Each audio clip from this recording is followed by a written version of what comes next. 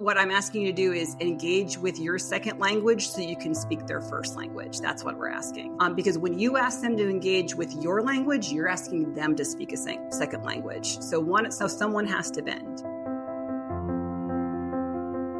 Welcome to Permission Slips, a space to practice paying attention to your life with self-compassion so you can experience the wholeness, purpose, and joy you were made for.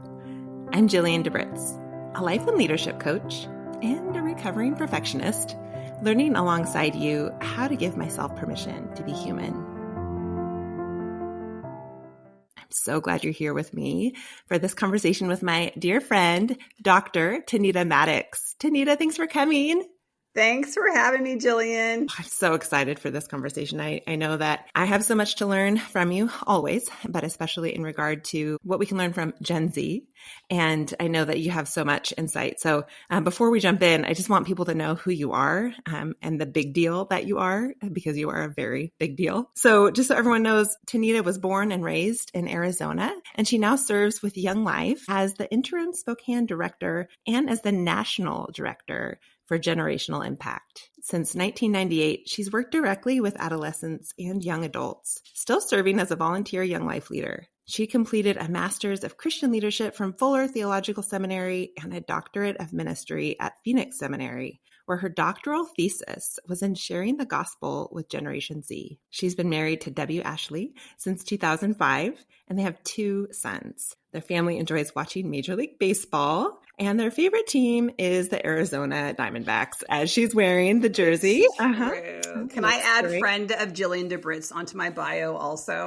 Please do, dear friend. Yeah, Tanita, I just feel so rich that I get to call you friend because you are such a big deal in the world and in this field. And also you have been such a dear friend to Corey over many years. How long have you and Corey known each other and worked together? My goodness. It's been over 20 years. So yeah, we are actually real life friends, everybody. Yeah.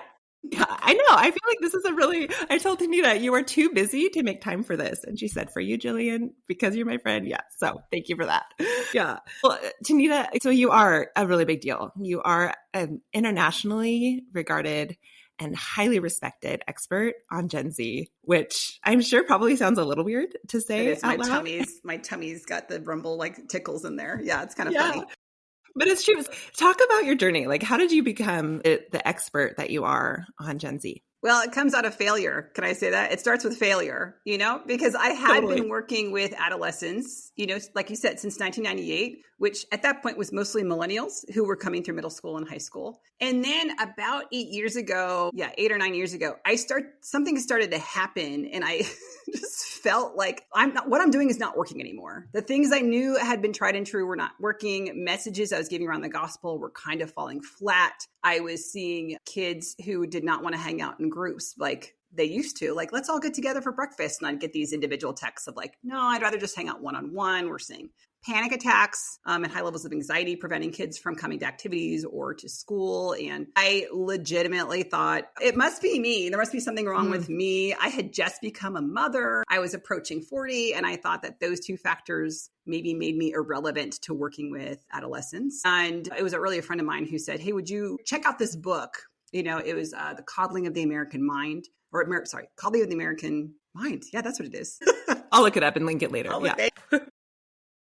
And then at the same time, I was taking a class called Preaching Christ to a Post-Everything World. And the 2 combinations made me went, oh my goodness, it's not me. Like, there was a generational shift that happened while I was in the midst of youth ministry. And we all know now the coming of Gen Z happened so fast, and it was so starkly different from anything we'd ever experienced before. It really caught us all on our heels. And once I figured that out, I was like, I'm going to spend my time diving in and doing my best to understand kids. So it all really came out of, I didn't know what I was doing and I wanted to figure out an answer. Which I love that about you. And it's such a reflection of who you are, Tanita, that this posture of humility that says, okay, there's more here and I'm going to be curious about what it is, instead of trying to fit this generation in the mold of what is familiar and comfortable to me, for you to lean in with curiosity and a little bit of grit to say, I'm going to figure this out.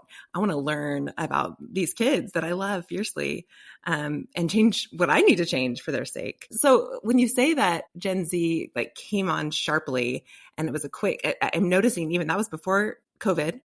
Yes.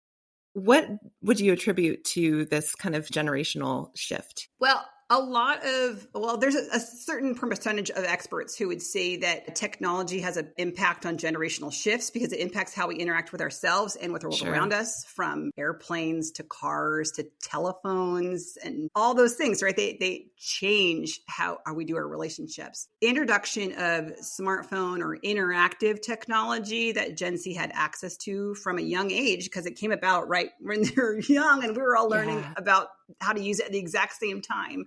That now that they were entering into adolescence and they were coming of age and developing independence, and we see changes in relationships as kids are developing into young adults, that impact of technology really did impact in ways that we were not prepared for and didn't know was happening because, we didn't know what was going on. A college kid reminded me, and you might remember this too, when we first got Instagram, and you scrolled through your friends' pictures, it would say, "You're all caught up," and it would stop. There was nothing else after that. An end to the reel? There was I didn't know that. There was an Can you imagine? Yeah, there was no search page. It was just like, and so you followed more people because you got bored and you're like, I follow 4 people and I saw my 4 pictures. And so I didn't remember that. Wow. Yeah. Yeah. So there's that. So that technology shift, even the way we were learning to use technology together, really, we were growing up together, older generations, and Gen Z was growing up together in terms of figuring out how to use this technology. Yeah. But at the same time, they were growing up and yes.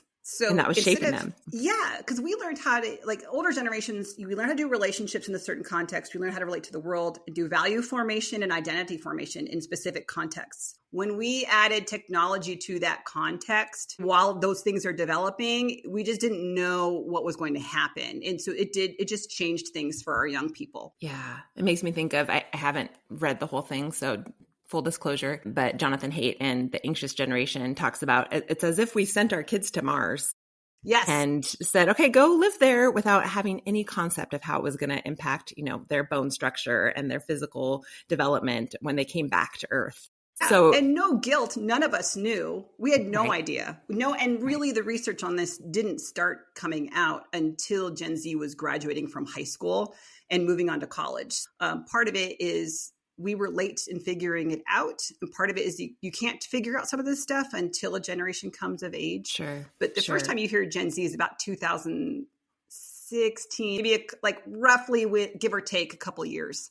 Okay. And they were already older at that point. So yeah, give us an overview, if you wouldn't mind, of what is Gen Z? When we talk about Gen Z, even in terms of demographics, like age, and then what sets them apart in terms of their defining characteristics? Well, if you use the years 1997 to 2012 as the birth years of Gen Z, I would say those are very highly accepted birth years on there. You could get into the nuance of things like I would say if you're born between 1994 and 1998, you're on this kind of cusp where some people call it zillennials. So depending on was technology in your home, what's your birth order, where did you grow up geographically, that can have an impact on whether or not they may relate more to millennials or more to Gen Zs.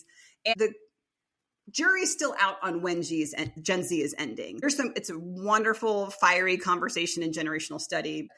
It's actually unknown at this point of when it ends. But if you want to say 1997 to 2012, you're kind of in a safe place on there. Mostly they've been called digital natives because of access, again, to early, interactive, smart technology from a very young age. And that is a first language for our young people. The online culture, as we all know, has its own culture. It's got its own values, its own rules of engagement.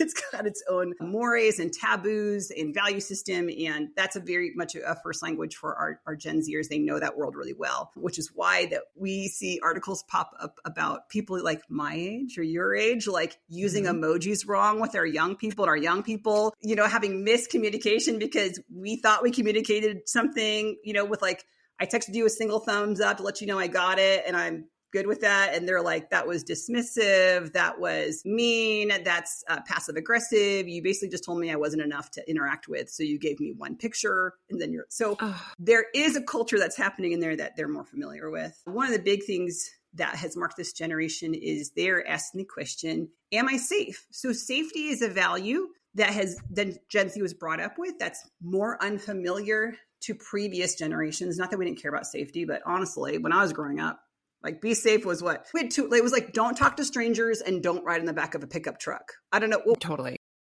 did you guys helmets were late to the game. Like we didn't even wear helmets. Yes. It was like, go out with whoever, as long as you want, by yourself. Yes. Safety is defined completely differently. Yeah. No one was talking about emotional safety or psychological safety, right? So this group has grown up with a very wide definition of safety, like very, very wide. It is emotional. It's intellectual. It is safety in relationships, safety from risk, safety from failure, sometimes even safety from discomfort or safety from disagreement.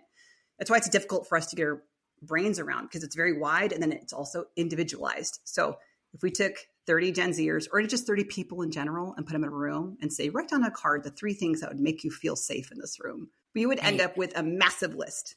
Yeah. It's so subjective. So subjective.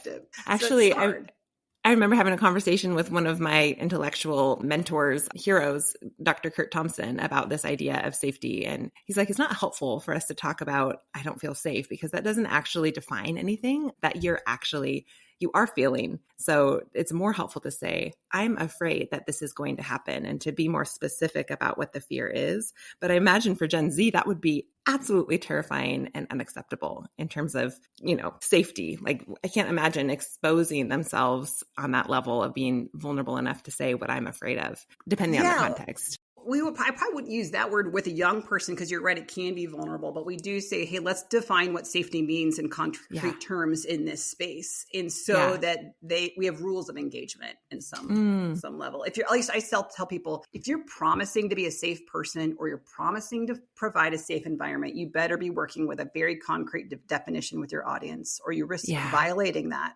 And you not only prove yourself unsafe, you prove yourself untrustworthy. Yeah.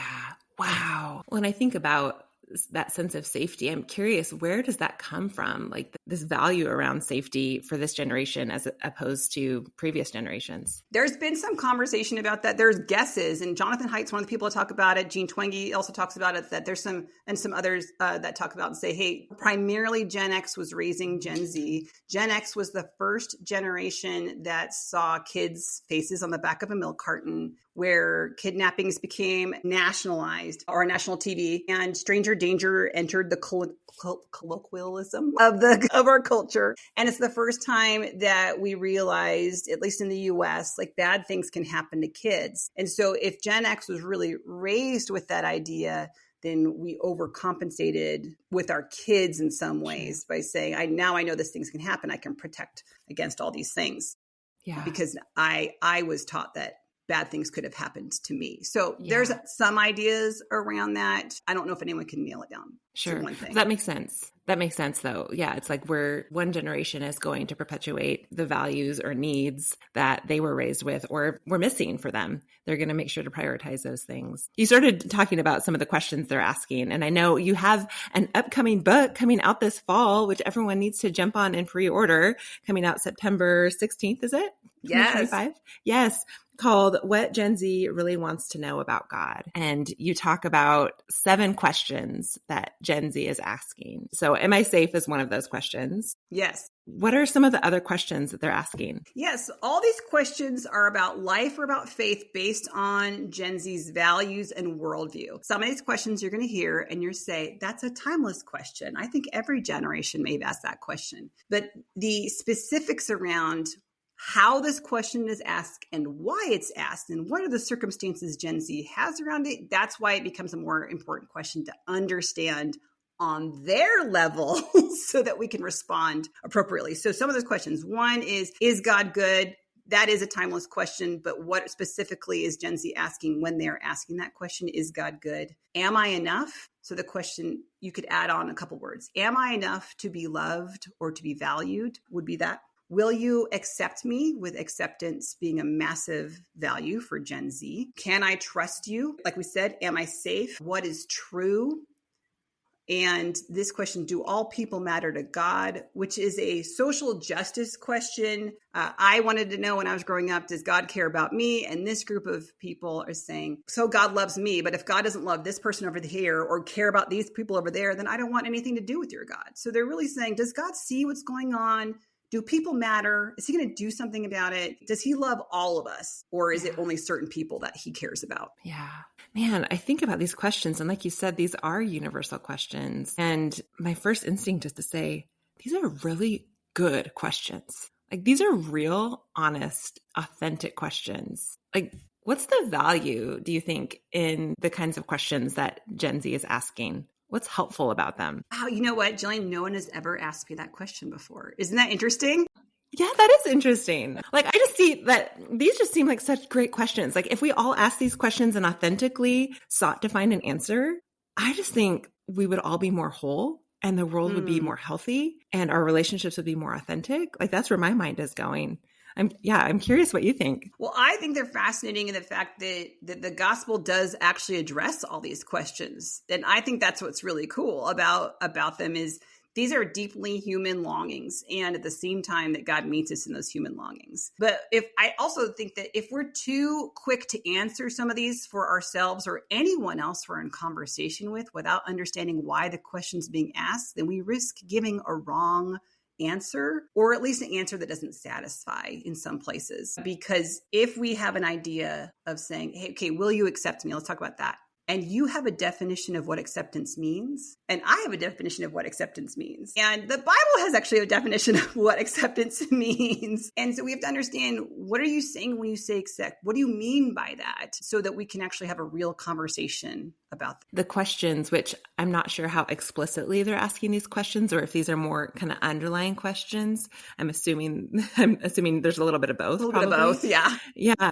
But they almost seem more like invitations for engagement, for honest, vulnerable, authentic engagement and kind of wrestling in the gray, as opposed to like an actual desire for a clear answer from an adult.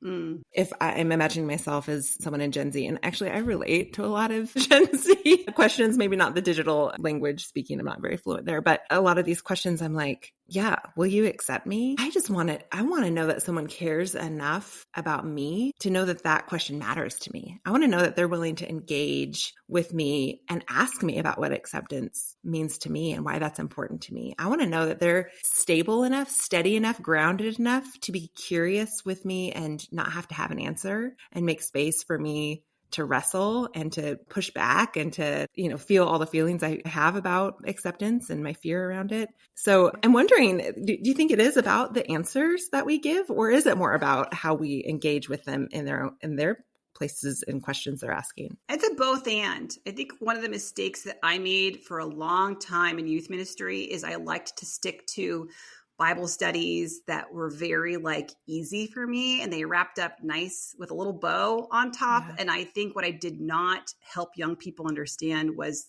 that there are times that you cannot find an answer that satisfies you, or that you maybe don't agree or understand the God that you're following. And if I give them the false sense that there's an easy answer to everything, that's actually not what the real life and faith looks like. And so I think there's a both of wrestling it, and can our young people watch you wrestle with these questions with the Lord and not have an answer to it all the time. And at the end of the day, say, I can still follow a God that I do not understand or agree with all the time. Whoa. That statement in and of itself, am I okay admitting that I don't have all the answers and I don't actually understand everything there is to understand about God and faith? That in itself feels a little bit vulnerable. And I imagine that not every older follower of Jesus is comfortable with that. What would you say that this requires of us in older generations? What does it require of us in terms of our own self-work and our own journey with God if we're going to engage in these questions or engage with Gen Z in a way that's helpful and authentic? Honestly, we have a saying in one of our ministries in Young Life, our ministry to kids with disabilities, they often say, get comfortable with being uncomfortable, right? To say that this ministry is not necessarily about being comfortable and having all the answers all the time. It's actually learning how to be uncomfortable and sit in that discomfort. So I think that's a good piece of it. I think people think that they're failing when something's hard or when they're uncomfortable doing that. And they're like, I must not be doing it right because this is hard and uncomfortable. I don't know where that idea came from. Do you, Jillian? Because it seems like that's not necessarily true. Discomfort is something we tend to avoid in any scenario, right? I'm thinking physical discomfort. If I'm feeling itchy or hot, I'm going to adjust. I'm going to put on some lotion or balm, or I'm going to turn down the air conditioning. We've kind of trained ourselves, especially in our culture. I don't know, maybe different cultures have different experiences. Western or American culture, we've trained ourselves to eliminate discomfort in any way, and especially emotionally, right? We'll numb, or we'll binge, or we'll, look for distractions, whether it's digital or in real life, because what discomfort is kind of like the precursor to pain on some level. And who wants pain? Or likened to pain. Yeah. I mean, so Lisa D'Amour's book that came out last year, I think last year, the year before, called The Emotional Lives of Teenagers, is fantastic. And what she says in her book, and she's a clinician, is that we have been tricked into thinking that good mental health is feeling good and happy all the time. But she'll say good mental health is having the appropriate emotional response to the appropriate circumstances and then moving through those in a healthy way. So you're not stuck in that space, but you feel it and you move through it. Okay, that was a truth bomb that I think we need to sit on for a second. Can you say that one more time? And then I want to unpack that a little bit. Not that either of us are mental health experts, but I think that there's something there for us that we can learn with and for Gen Z, and also for ourselves, in a way that's going to shift our view of discomfort. And I don't know, probably a lot of things. Repeat that phrase. So good mental health. Yeah. She says it is having the appropriate emotional response to the appropriate circumstances and then moving through those in a healthy way. So how do we know what the appropriate emotional response is? Because I'm thinking about, like, every generation has had to deal with what the generation ahead of them told them was appropriate. Yeah. Like, I'm thinking about a conversation I had today with someone about anger, and how in our relationship, she's this really beautifully bold, honest person who's been super forthright with me about times that she feels angry on my behalf, and not, I guess there have been times that she's felt angry at me, but she's been so honest about it. It's built this freedom where I can recognize anger in that situation is appropriate. And I know that you still love me and it's okay. But I never knew that anger was okay. Like, I didn't know that it was appropriate to be angry at times, right? So how do we know what an appropriate emotional response is? I know, because even the word appropriate, that's a culturally driven term, right? So we have cultural circumstances. Also, as you know, you can go to a different part of the world and that response is not appropriate. So I think it's why we have people in our, like, mentors, and we have life coaches, and we have counselors to help us recognize those things. I think scripture actually does a good job too of showing us where those things need to show up. The example she gives in her book, Lisa D'Amour gives in her book, is she talks about a parent who's saying her child is really sad that they're moving. And she said, "Oh, that's so good. You know why? It means you built a life for this child that they love, and they are sad to depart it. They have friends that they are leaving, and that's a good thing to be sad about. If this child was overly excited about moving, there might be something wrong with where you were to begin with." Yeah. So right. I think we need people in our lives to help us form those things. Yeah. When I think about one of the most healing phrases that I hear from people in my life when I'm sharing an emotion that feels in my mind maybe irrational, or I would say inappropriate, but it doesn't make sense to me. But to share an emotion, whatever it is, that's honest and real and raw in the moment, and then to hear back some version of, "Jillian, that makes so much sense. That emotion makes so much sense. What you're saying, what you're feeling makes so much sense." There's something in me that settles when I hear that. So when I think of appropriate emotion, I think, oh yeah, like this emotion in this circumstance makes sense if you look at the big picture. Maybe the people in the situation don't fully understand it, but it makes sense.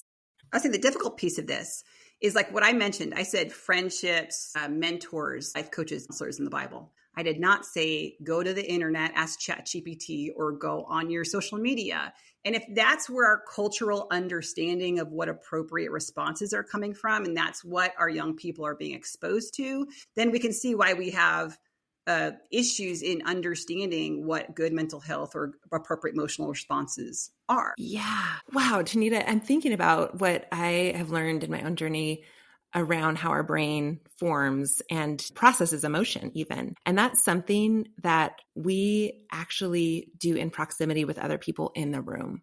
that we need another human body, another nervous system in the room with us to co-regulate and help our body settle and make sense of what's happening inside of us. And that does not happen online. That doesn't happen. I mean, you and I, as we're, on camera here, can on some level co-regulate and do that for each other, but it doesn't happen with AI. It doesn't happen on Instagram or Snapchat in the same way. Although with Snapchat, maybe it does. I'm not sure how that app works. Don't let your kids have Snapchat. That's my 2 cents on that. Yeah. Thank you. AI is not created in the image of God, so it cannot ever reflect the image of God. And I did read a study on empathy around Gen Z and talked about how there was an experiment done with 2 groups of young people, one with a week at a camp with phones, one at a week at a camp without phones, and they measured the level of empathy that took place. And even removing phones for a week, the level of empathy rose in the young people a significant amount. And they studied things because what it is we do facial mirroring when we are with someone. We can even end up breathing at the same pace as someone in front of us. So we have a physiological reaction to this. And so this really is an encouragement for us to pursue our young people and walk in and open the door and say, hey, can we have a time period where we can put the phone away for a little while? I would say don't demand it. Don't just say, put your phone down, we're doing this. Because like I said, that phone culture does have a culture to it. And any kind of unplanned disengagement from that can have relational consequences for your young person, for who's on the other line of that phone. Yeah. But if you can come up with a place where like, I'd like to go for a walk, let's go for coffee, I want to talk to you for a little bit. We are the ones that will have to engage that. It is unlikely our young people will come to the older folks and say, I'd like some people time with you. Yeah. Well, there's a couple of things that are coming up for me as you say that. One, that we do have to lead as older generations. We have to lead. And I'm thinking about as a parent, I want to hear your advice for parents in this. Yeah. Parents of people that are in Gen Z. But I also am thinking about the work that I have to do myself in terms of my relationship with my phone and my digital addictions. Because one, we're modeling this. We're modeling for our kids what a healthy relationship with technology looks like. And I don't know yet, Tanita. Like I haven't figured it out. And also I'm modeling it, but I am showing them whether I'm available and engaged or not based on my facial expressions and my eye contact. And so I'm thinking about my own kids and how often, I genuinely am just quickly checking a text message or responding to something.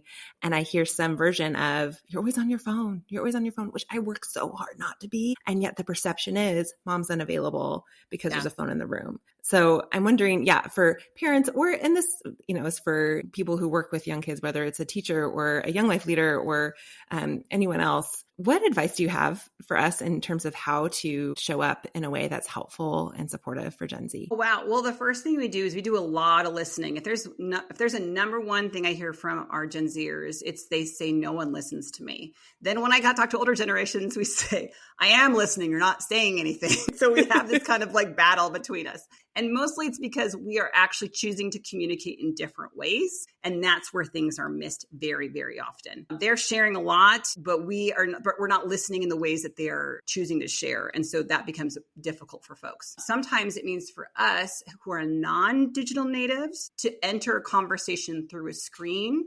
And I know that there are older generations say, well, that feels disingenuous. That doesn't feel real. And I said, no, what I'm asking you to do is engage with your second language so you can speak their first language. That's what we're asking. Because when you ask them to engage with your language, you're asking them to speak a second language. So someone has to bend. The old days, I don't know. Did you ever have what's called windshield time? Jillian, do you ever call windshield time? No. It was like when the real hard conversations had to happen, whether it was friends or mom or dad, and you went for a drive. Because instead of looking at each other's eyeballs, you looked through the windshield. And there was something that was really helpful about that for those conversations. We might go for a walk or sit on a bench, but sometimes it's helpful not to look at someone's face while you're having these conversations. The screen becomes the new windshield time sometimes. Sometimes it is asking kids to communicate in a way that's more comfortable or familiar with them. So instead of texting a kid and saying, how was your day? You might say, hey, send me a GIF or a meme on how your day is. Because they pull that real fast and they can communicate things through that meme that they may not have the words their own words to communicate. And there's even something on Amazon called the Between You and Me Journal that runs from little kids through young adults. I have one for our 9-year-old that is prompts between either if you have mom or a dad version, but it gives you prompts as mom, answer this question. And you write a note to your child and you pass it to the child. They get to read it, respond to it, and answer a prompt. And I learned about this from a fellow Young Life staff person whose teenage daughter just was feeling very inadequate in using her own words to try to communicate with her parents. And this actually allowed them to have conversations in a different venue that worked for the kid. So a lot of it for us adults is going, what kind of communication works for your kid? Go there. Yeah. The real dangerous question, you want the real dangerous question, Jillian? And I'm going to say, of course I do. Most people may not be ready to answer this question, is if you ask your child either in person or in a note in your text message, on a scale of 1 to 10, how well do you feel like I listened to you? Yeah. But can you guess the rules of engagement with that is? You can't defend yourself and you can't disagree. Exactly.